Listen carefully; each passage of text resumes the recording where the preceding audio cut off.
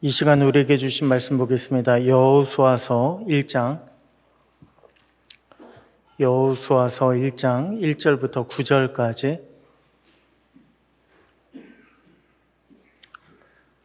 여호수아 1장 1절부터 9절까지 우리 한 절씩 교독하시겠습니다. 여호와의 종 모세가 죽은 후에 여호와께서 모세의 수종자 눈의 아들 여호수아에게 말씀하여 이르시되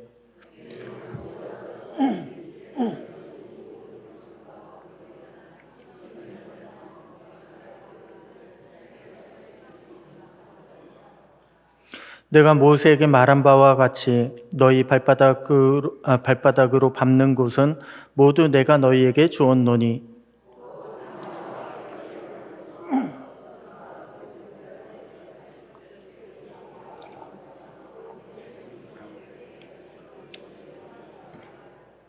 내 평생에 너를 능히 대적할 자가 없으리니 내가 모세와 함께 있었던 것 같이 너와 함께 있을 것임이니라. 내가 너를 떠나지 아니하며 버리지 아니하리니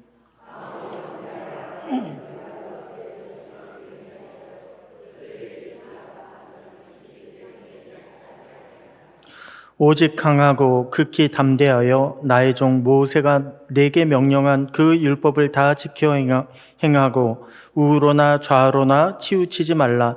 그리하면 어디로 가든지 형통하리니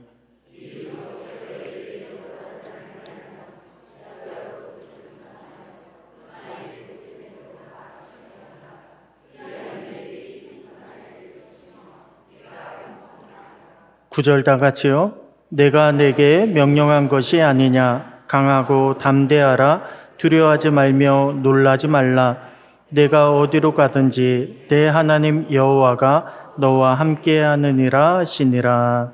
아멘. 할렐루야. 오늘 이 저녁에도 주님 주시는 말씀에 풍성한 은혜가 있게 되기를 축복합니다.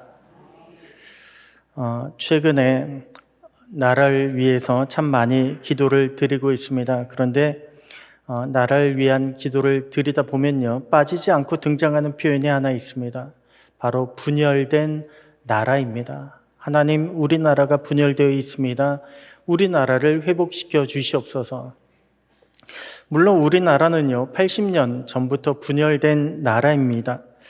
그런데 요즘 기도하는 그 분열이라고 하는 표현은요, 남북으로 갈라진 그런 조국을 가리키는 것이 아닙니다. 우리 남쪽 대한민국의 좌우로 갈라진 그런 상황을 놓고요, 분열된 이 나라를 고쳐주시옵소서, 회복시켜 주시옵소서라고 기도하는 것입니다. 여러분, 좌우라고 하는 표현이 있잖아요. 정치적 용어인데요. 좌측이라고 하는 것은 변화와 개혁을 갈망하는 그런 진보 진영을 의미합니다. 그리고 우측이라고 하는 것은요, 전통과 질서 속에서 안정을 추구하는 보수 진영을 가리킵니다. 이렇게 좌와 우가 갈라지게 된 것은요, 그 시초가 프랑스 혁명 때라고 합니다. 1789년에 프랑스 혁명 직후에 열린 그런 의회에서, 국민의회에서 시민 쪽의 혁명파는 좌측에 앉았고, 그리고 비교적 예전부터 기득권층이었던 귀족들, 왕당파는 우측에 앉았다고 합니다. 그래서 그때서부터 좌측, 좌파는 진보를, 그리고 우파는 보수를 상징하는 그런 단어로 쓰였다고 합니다. 자, 그러면 여러분, 어느 쪽이 좋을까요? 왼쪽과 오른쪽, 어느 쪽이 좋을까요? 시대에 따라 달라질 수 있겠지만요, 양쪽이 모두 다 필요합니다. 어느 사회든지 간에 안정만을 추구할 수는 없습니다. 반드시 시대적으로 변화가 일어나기 때문에 그런 변화에 따른 개혁은 어디서든지 간에 필요합니다. 그런데 반대로요, 어느 사회든지 간에 개혁만 할 수도 없습니다. 지금의 공산주의 국가들, 사회주의 국가를 한번 생각해 보십시오. 그 나라들은요, 공산주의 국가는 처음에 나라를 완전히 바꿔놓는 그런 개혁에서부터 출발을 했습니다. 그런데 현재 전 세계적으로 가장 부패한 국가들 보면요, 공산주의 국가가 참 많이 부패합니다. 좌냐 우냐, 사실 이것이 중요한 것이 아닙니다.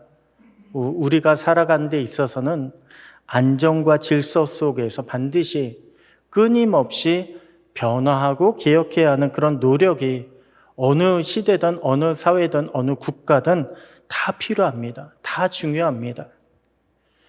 그런데 여러분, 죄송하게도요, 이것은 어디까지나 세상의 이야기입니다. 어떤 정치 집단을 지지할지, 이것은 어디까지나 세상과 관련된 이야기입니다.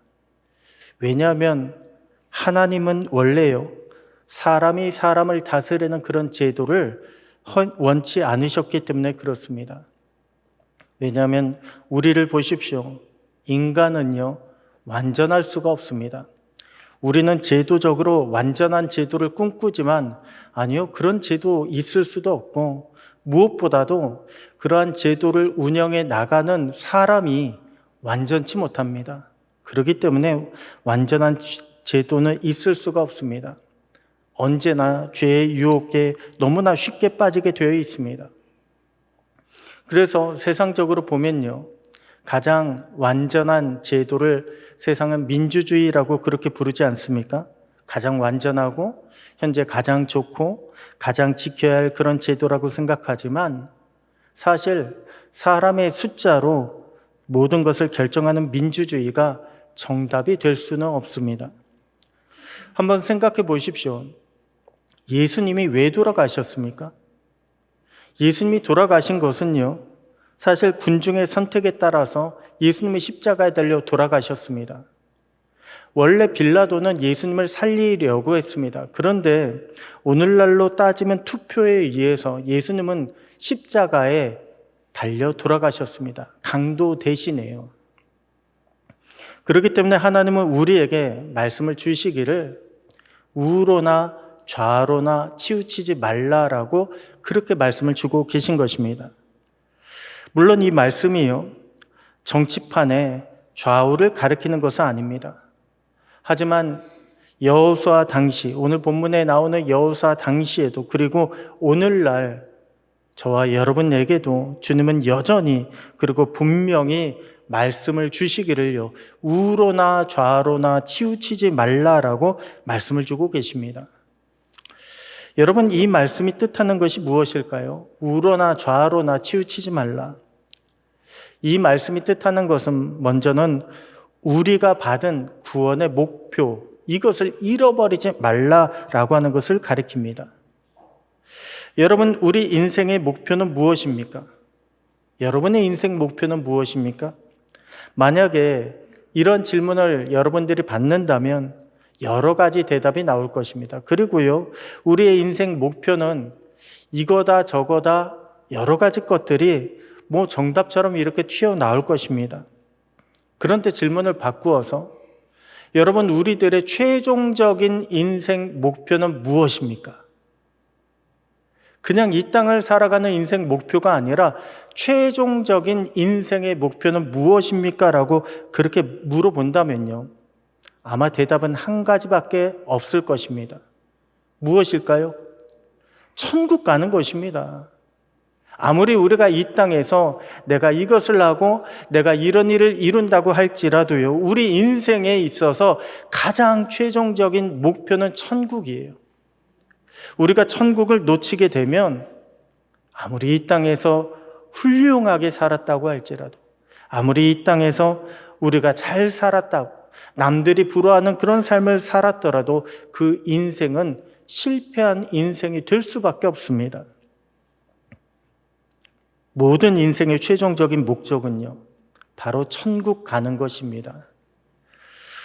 우리는 인생의 목표가 저마다 다를 수 있을 만큼요, 우리는 단순하지 않는 인생들을 살아가고 있습니다.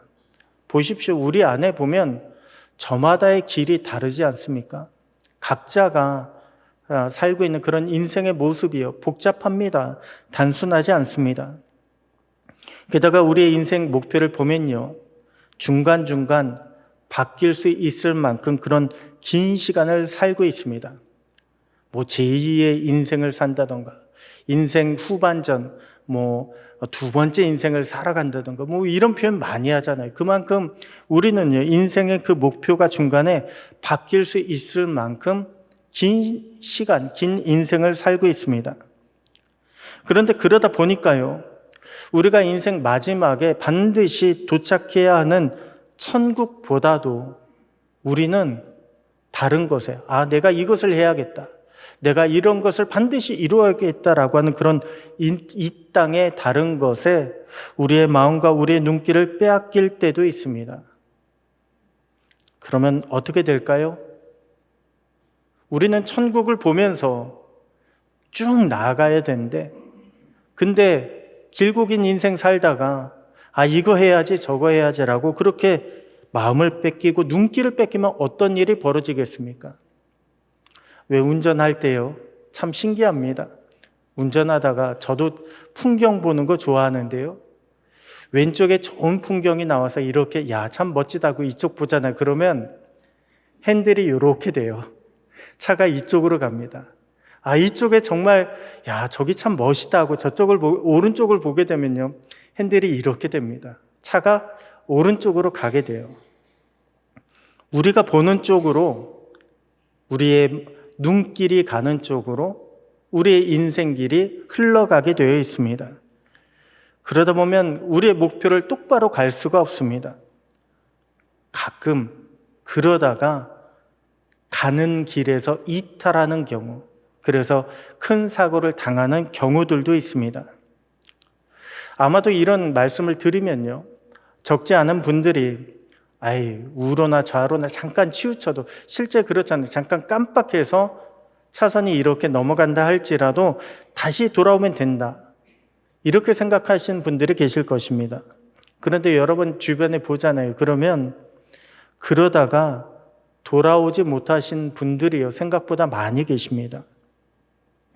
그런 분들의 상당수는 돌아오지 않을 거라고 생각하지 않으세요. 나는 돌아갈 거야 라고 그렇게 말씀들은 많이 하셨습니다. 그런데 그렇게 말씀만 하고 생각만 하고 돌아오지 못하셨다는 것입니다. 내게는 아직 시간이 많다고 생각하다가 돌아오지 못한 분들이 계신다는 것입니다. 여러분, 성경에도 보면요, 실제로 출애굽 1세대들이 그러했습니다. 그들은 처음에 애굽을 떠날 때에 가나안으로 간다고 기쁘게 출발을 했습니다. 그래서 출발할 때 보잖아요. 그러면 얼마나 그들이 기쁘게 출발했는지, 홍해바다를 건넜을 때 얼마나 여인들이 나와서 춤추며 노래했는지 모릅니다. 그런데 가는 날이 길어지니까 점차 딴 마음을 품기 시작합니다. 다시 세상으로, 다시 애굽으로 눈을 돌리기 시작합니다. 그러다가 정탐꾼 사건을 계기로요, 마침내 그들은 경로를 이탈하고 말았습니다. 전부 경로를 이탈해서 광야에서 죽고 말았습니다. 여러분, 우리 다 알고 계시잖아요. 천국으로 가야 된다는 것, 천국 백성이 되었다는 것, 천국 백성으로 살아가야 된다는 것 다 알고 계시잖아요. 그런데 시간이 우리에게 주는 것은요, 여유만 주는 것이 아닙니다. 시간이 우리에게 주는 것은 시험도 주고 있습니다. 시간이 많은데 잠시 딴 데 둘렀다 가자. 그렇기 때문에 40년 광야 여정을 마치고 이제 가나안 정복을 시작해야 하는 여호수아에게, 오늘 본문의 여호수아에게 하나님께서 강조하신 것도 바로 이것입니다. 그 땅으로 가라. 다른 데 돌아보지 말고 그 땅으로 가라. 그들의 최종적인 목표를 확인시켜 주신 것입니다. 그래야 그들의 40여 년 그 광야 여정이요, 비로소 완성이 되기 때문에 그렇습니다. 오늘 주님은 저와 여러분에게도 동일하게 말씀을 주고 계십니다. 우리가 이 땅 한창 지금 선거로 마음을 다 많이 뺏겼잖아요. 얼마나 요새 정치 이야기, 경제 이야기, 세상에 뭐 이런 이야기 저런 이야기, 환경 이야기 뭐 등등의 마음을 얼마나 뺏길 것들이 많이 있습니까? 그런데 하나님은 우리에게도요, 그 땅으로 가라라고 분명하게 말씀을 주고 계십니다. 그 땅으로 가라. 너희가 천국으로 가는 것을 잊지 말아라. 너희가 천국으로 가는 그 여정을 놓치지 말아라. 이탈하지 말아라. 분명히 말씀 주고 계십니다. 그런데 우리가 이 땅의 것에, 특별히 이 땅의 나라에 너무 빠져들게 되면요, 그것도 좌로나 우로나 내가 왼쪽이다, 내가 오른쪽이다, 이런 쪽에 너무 치우치게 되면 하나님 나라를 잊어버릴 수 있습니다. 말씀조차 잃어버릴 수 있습니다. 제가 이전에 뉴스를 참 많이 봤는데 요즘엔 뉴스를 좀 덜 보려고 해요. 아주 안 볼 수는 없습니다. 그런데 덜 보려고 해요. 왜냐하면 뉴스를 보다 보면요, 저도 성향이 있잖아요. 정치 성향이 있기 때문에 막 그쪽에 열중을 하게 됩니다. 그런데 그 모습이 너무 빠져드는 것 같더라고요. 그래서 요새는 뉴스를요, 짧게만 보려고 합니다. 적당히만 보려고 합니다. 아주 안 볼 수는 없습니다. 기도해야 되니까요. 그런데 여러분, 너무 빠져드시지는 마시기 바랍니다. 오늘 우리의 본질이 무엇입니까? 오늘 우리의 정체성은요, 다른 게 아닙니다. 천국 백성이 우리의 정체성입니다. 복음의 사람이 우리의 정체성입니다. 이것을 이 땅에서 잃어버리면요, 우리는 아무것도 할 수 없습니다. 실패한 인생이 됩니다. 그러므로 우리는 이것을 잊어버리지 말고, 잃어버리지 말고 날마다 하나님을 바라보며 하나님의 뜻을 구하고 하늘의 뜻을 나를 통해서, 내 삶을 통해서 내 주변에 이 땅 가운데 이룰 수 있도록 힘을 쏟아가시는 저와 여러분 모두가 되시기를 주님의 이름으로 축복합니다. 다음으로 우리가 우로나 좌로나 치우치지 말아야 할 것은 무엇일까요? 바로 삶의 기준입니다. 그렇기 때문에 본문은 우리에게 하나님 말씀만이 우리의 삶의 중심이 되어야 한다. 우리의 기준이 되어야 한다. 율법을 철저히 지킬 것을 우리에게 말씀하고 있습니다. 7절 보니까 오직 강하고 극히 담대하여 나의 종 모세가 내게 명령한 그 율법을 다 지켜 행하고 우로나 좌로나 치우치지 말라. 그리하면 어디로 가든지 형통하리라고 말씀을 주고 있습니다. 여러분, 어떤 분들은요, 이 말씀을 어느 한쪽에 치우치지 말라라고 하는 중용 있잖아요. 중용의 덕으로 이해하시는 분이 있습니다. 그런데 그렇지 않습니다. 여러분, 중용이라고 하는 것의 기준은요, 사회 공동체가 기준입니다. 개인의 행위가 어떤 공동체의 질서를 깨트리지 않도록 극단으로 치우치지 말라. 이것이 바로 중용의 내용입니다. 이에 반해서 오늘 본문의 말씀은요, 하나님의 말씀, 하나님의 율법을 지키라는 거예요. 하나님의 말씀만이 우리의 기준이 된다는 것입니다. 이것은 극단적으로 행하지 말라는 중용과 아예 시작점부터, 개념부터가 완전히 다릅니다. 보십시오. 하나님의 말씀을 보잖아요. 그러면 오히려 하나님의 말씀은 극단적일 때가 너무나 많이 있습니다. 하나님은 아브라함에게 하나밖에 남지 않은 아들, 사랑하는 외아들을 제물로 바치라고 말씀하셨습니다. 아브라함의 믿음을 보시기 위해서요.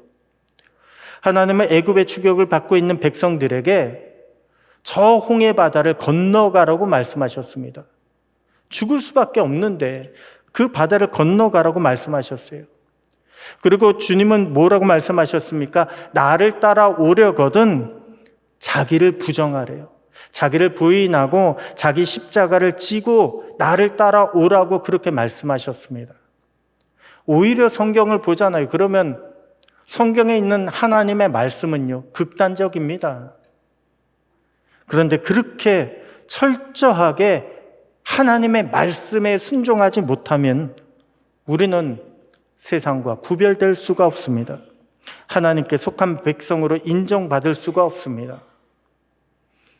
그러다 보니 기독교는요, 세상에 그동안 가장 많은 사랑을 주고 봉사를 하고 헌신을 했음에도 불구하고 신앙에 있어서만큼은요, 가장 배타적인 그런 소리를 들을 수밖에 없습니다. 참 고집 부린다, 이런 소리를 들을 수밖에 없습니다. 하지만 아무리 세상이 우리를 배타적이다, 이기적이다 라고 욕할지라도요, 우리는 말씀에 어긋나는 일이라면 좌로나 우로나 결코 타협해서는 안 됩니다. 말씀을 지켜나가야 합니다. 왜 몇 년 전부터 포괄적 차별금지법 이야기가 나오지 않았습니까? 그런데 우리 기독교계는요, 그것을 단호하게 막고 있습니다. 이거 통과시켜서는 안 된다. 아니, 제목만 보면 얼마나 좋습니까? 포괄적 차별금지, 차별하지 말자는데 왜 우리 기독교가 그렇게 반대를 하고 있을까요? 여러분, 현재 우리나라에 보면요, 가장 큰 문제 중에 하나가 동성애 문제입니다. 특별히 우리나라의 동성애 문제는요, 청소년층과 청년층에서 굉장히 심각한 문제로 올라서고 있습니다. 지난 30년 동안 우리나라 에이즈 환자가요, 얼마나 한 해 늘어났는지 아십니까? 30년 동안 보잖아요. 그러면 30년 이전에 비해서 지금은요, 800%, 8배 이상 증가했습니다. 해마다 8배 이상씩 나오고 있습니다. 그리고 가장 많이 증가한 연령대가 놀랍게도 10대입니다. 10대가 가장 많이 에이즈 환자가 늘었다고 합니다. 그런데 우리나라 에이즈 환자의 치료율이요, 40%밖에 되지 않습니다. 60%는요, 치료를 안 받는다는 거예요. 치료받기를 두려워서 숨는 사람도 있고, 내가 환자라는 거 모르는 사람도 있고, 밝히면 내가 에이즈 걸린 환자라고 이렇게 낙인 찍힐까 봐 치료받지 않는 환자가 더 많대요. 그런데 제가 이것을 알아보다 보니까 정말 심각한 문제가 있었습니다. 제가 알아본 가장 최신 자료가 2018년도예요. 대부분의 자료가 2015년, 16년도예요. 그 이후의 자료 찾아보지 못했습니다. 암만 뒤져봐도요.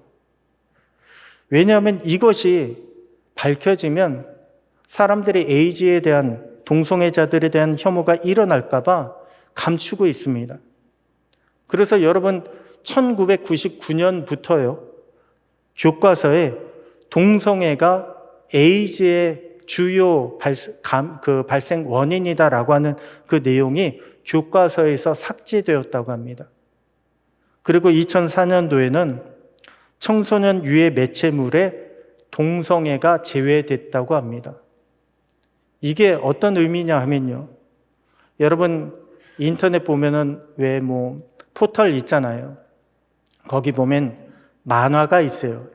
웹툰이라고 해가지고 많이들 봅니다. 특히 젊은 학생들이 많이 봐요. 그런데 그 웹툰 보면요, 코너 중에 BL 코너가 있어요. BL이 뭘까요? 보이 러브라고 하는 코너예요. 보이 러브. 남자들의 사랑 이야기. 한마디로 동성애 이야기예요. BL 코너에 가보면. 저도 BL 만화가 어떤 건가 하고 좀 들여다봤어요. 그랬더니 얼마나 이쁘게 잘 그렸는지 몰라요. 얼마나 아름답게 묘사했는지 모릅니다. 그런데 BL 동성애예요. 깜짝 놀란 게요, 한두 편이 아니에요. 매일 동성애 만화가 올라오고 있습니다. 우리 아이들이 이것에 노출되어 있고요, 우리 아이들이 너무나 자연스럽게 이것을 접하고 있어요. 동성애? 이건 다 자연스러운 거야. 누구나 할 수 있는 거야 라고 이렇게 알고 있습니다. 그러다 보니까 동성애로 인해서 에이즈에 걸린 10대들이요, 가장 많이 우리나라에 증가하고 있습니다. 여러분, 세상을 하나님이 말씀으로 창조하셨어요. 이것은 세상의 이치는 하나님의 말씀이라는 것입니다.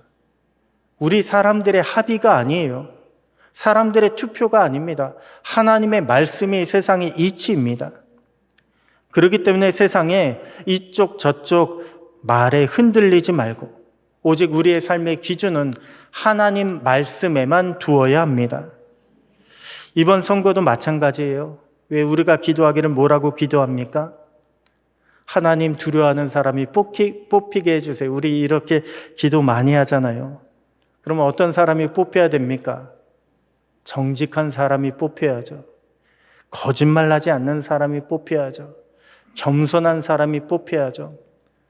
참 놓고 보면 이런 사람이다라고 하는 것보다 그래도 이 사람이 낫지 않냐 이런 정도, 그러니까 최선이라기보다는 차악을 뽑는 그런 투표가 참 되어가고 있지 않나라는 생각이 들 정도로 참 많이 토론도 보면요 참 진흙탕 싸움이 돼가고 있습니다. 하지만 여러분, 하나님 말씀에 비추어서 그래도 하나님 말씀을 조금 더 들을 수 있는 사람, 이런 사람이 뽑히게 하여 주시옵소서. 이번에 대통령이 뽑히면 그런 대통령이 뽑히게 되기를 원하고, 또한 설령 누가 뽑히더라도 그분이 하나님의 말씀에 귀 기울일 줄 아는 정직과 겸손으로 이 나라를 다스릴 수 있게 되기를, 통치할 수 있게 되기를 소원합니다. 마지막으로 본문에 우로나 좌로나 치우치지 말라는 어떤 의미일까요? 하나님께서 이루어 주실 것이니 하나님을 신뢰하며 나아가라는 그런 말씀입니다. 오늘 본문 9절에 보니까 내가 네게 명령한 것이 아니냐, 강하고 담대하라, 두려워하지 말며 놀라지 말라, 내가 어디로 가든지 내 하나님 여호와가 너와 함께 하느니라 라고 말씀을 주고 있습니다. 여러분, 사울 왕이 왜 왕위에서 내려오게 됐습니까? 그 시작이 바로 하나님을 신뢰하지 못한 데에서 하나님은 사울 왕을 버리기 시작하셨습니다. 블레셋이 이스라엘을 치려고요, 수많은 병거와 기병들을 데리고 올라왔습니다. 그것을 보고 이스라엘 군사들이 두려워하기 시작합니다. 마침내 도망치기 시작합니다. 그러자 사울 왕이요, 사무엘을 기다리지 못하고 전쟁을 위한 번제를 자기 손으로 드립니다. 그리고 하나님은 하나님의 때를 기다리지 못한 그 사울 왕을요 버리셨다라고 했습니다. 여러분, 하나님을 신뢰하는 사람은요 좌로나 우로나 방향을 틀지 않습니다. 왜 노아의 방주의 특징이 뭐라고 말씀드렸습니까? 노아의 방주 보면 방향키가 없다고 했잖아요. 그리고 노가 없다고 하지 않았습니까? 내 마음대로 정말 내가 빨리 땅이 드러나는 곳에 빨리 정착해야지, 이게 아니라 하나님이 인도하시는 대로 흘러갈 수밖에 없는 것, 이것이 노아의 방주라고 말씀드렸습니다. 그런데 그런 예가 찾아보니까 하나 더 있더라고요.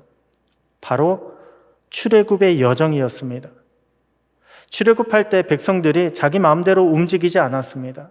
하나님의 구름 기둥과 하나님의 불 기둥이 주야로 그들을 인도해 갔다고 했습니다. 하나님을 쫓아간 거예요. 하나님은 우리가 그렇게 하나님만 쫓아가기를 원하고 계십니다. 하나님을 철저히 신뢰하고 하나님께 순종하기를 원하고 계십니다. 오늘날 우리가 사람에게서요, 그런 우리를 인도해 줄 사람, 우리를 구원해 줄 메시아를 찾게 되면 사회는 점점 극단으로 치달을 수밖에 없습니다. 왜 좌우가 서로 싸웁니까? 저마다 메시아가 있어요. 이 사람이 우리를 구해줄 거다. 이 사람이 우리나라를 지켜줄 거다. 그런 메시아가 있습니다. 그런데 여러분, 히틀러를 다시 오실 그 메시아로 선포한 게 독일 교회 연합이었습니다. 그렇게 사람을 메시아로 올리면 올릴수록 사회는 극단으로 치달을 수밖에 없습니다. 사람은요, 구세주가 될 수가 없습니다. 하나님이 사용하시는 도구일 뿐이지 구세주가 될 수가 없습니다. 그러므로 우리는 기도하기를, 하나님이 이 나라를 살려주시고 하나님 새로 뽑히는 대통령을 붙잡아 달라고 우리는 기도해야 합니다. 더 많이, 더 답답할수록 더 우리가 안타까운 마음 가지고 더 힘써 기도해야 합니다. 그렇게 하나님을 신뢰하며 하나님께 기도하는 가운데 하나님의 뜻이, 하나님의 영광이 기도하는 우리 대한민국 위에, 모든 교회와 성도님들, 국민들 위에 잘 나타날 수 있게 되기를 주님의 이름으로 축복합니다. 기도하겠습니다. 하나님 아버지 감사합니다. 오직 주님만이 우리의 참된 구주가 되시고 인도자가 되심을 깨닫게 하시니 감사합니다. 주님은 우리를 구원하셔서 천국 백성으로 삼아 주셨는데 잠시 살아가는 이 땅에서 우리는 얼마나 천국을 사모하고 있습니까? 얼마나 믿음을 지키며 승리하고 있습니까? 주님, 우리의 영이 날마다 깨어 있어서 유혹과 시험을 분별하게 하여 주시옵소서. 말씀을 기준으로 판단하게 하시고 최선을 다해 순종하는 자들이 되게 하여 주시옵소서. 특별히 제21대 대통령 선거가 이제 일주일도 남지 않았습니다. 사람의 마음이 아닌 주님의 마음을 쫓아 기도하게 하시고 또한 주님의 뜻에 합당한 자가 선출될 수 있도록 주님 도와주시옵소서. 이 나라를 불쌍히 여기시고 이 나라를 다시 일으켜 세워 주시옵소서. 오늘도 예배드린 모든 성도님들 가정마다 주님의 은혜와 평강이 함께 하시기를 소원하옵고 우리의 참된 구원이 되시고 인도자가 되시는 살아계신 우리 주 예수님의 이름으로 기도드립니다. 아멘.